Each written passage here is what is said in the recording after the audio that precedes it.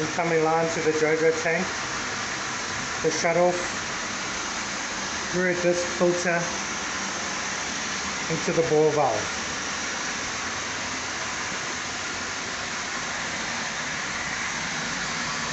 Comes out of the tank into the irrigation pump,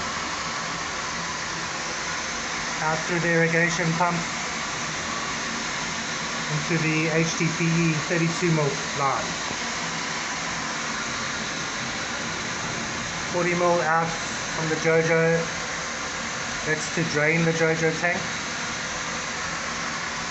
Come out into a pump, out of the pump. Add one union there, one T, that bottom of the T goes towards the bladder.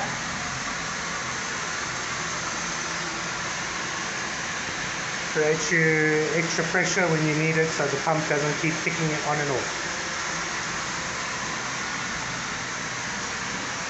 One comes up from the JoJo and through another disc filter, sediment filter,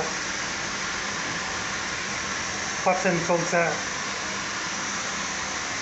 up into the UV filters, parts in parallel.